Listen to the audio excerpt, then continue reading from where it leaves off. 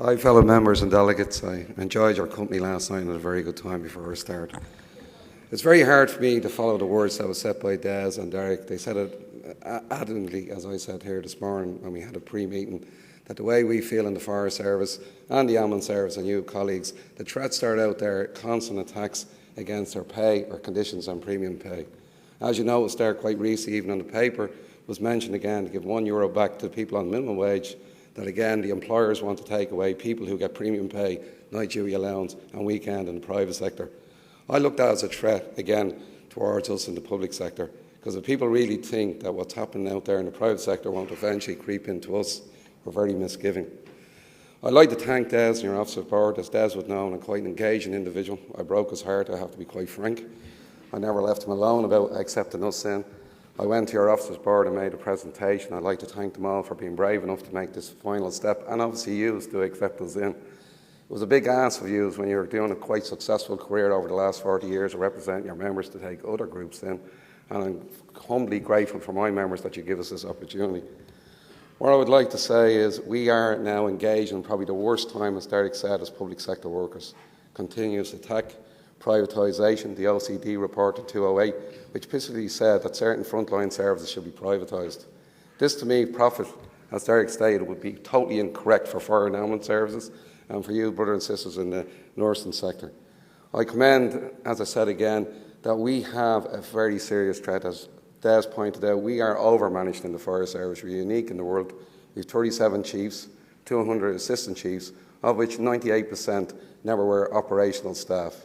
They do not understand what can happen in our scene, and they don't really want to know. All they want to know is cut budgets, put our members' lives at risk. But we in our organisation will engage with them. We will stand there. Why? Why are our members not protected? Why is the safety of the community put at risk? We will put arguments against everything that they put forward. We will engage with them, as we did in Wicklow, where they put the community at risk. And obviously 2 of our brothers died quite sadly in 2007 because of that risk. No lesson has been learned, yet this authority, Wicklow County Council, faced approximately 10 million fines from the Health and Safety Authority, which I commend, and on Garda Síochána, who carried out a fantastic investigation. At all roads they were opposed, wouldn't hand over information. Senior officials, as well reported in the media, had to be arrested, documents had to be took out of computers, and he did not want to cooperate. I'd like to thank our brothers and sisters on Garda Síochána for doing their utmost. My own criticism will be to the DPP for not taking out personal prosecutions for the named individuals. This case is still going on. I've asked all our members of the Irish Fire and Emergency Service, plus Derek's group, and I hope you will do as well, write to the DPP, which you can now do, ask them why these prosecutions are not going ahead. If these prosecutions, I feel, don't go ahead, our members and the members of the community out there will again be put at risk. I'd like to sum up and make it short, because I can't speak as good as Des and Derek at these things, because I'm recovering from last night thanks to your hospitality.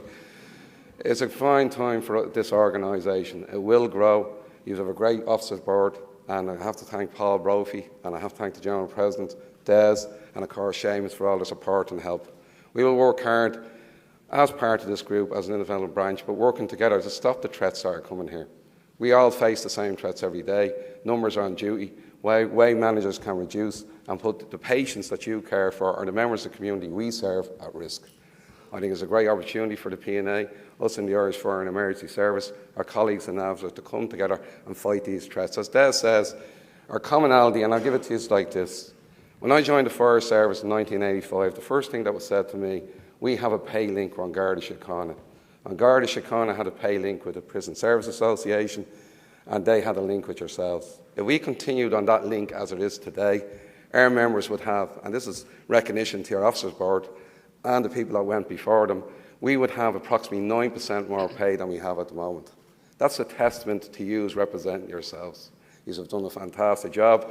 As Derek has pointed out, we are one frontline services other than yourselves and the Garda Síochána have a compensatory agreement. Our colleagues in NAVSA and firefighters and the members that we do, the ambulance service in Dublin, are not covered. In other words, our members could be put at risk, assaulted, which I'm sure you are well used to, by difficult patients or the public out there, but our members get no compensation for same. So I'd like to compliment you on the hard work that your board done, Des and Seamus and the people that went before them. I think it's a testimony to yourselves how well you are doing today. Thank you. Thanks, Sam.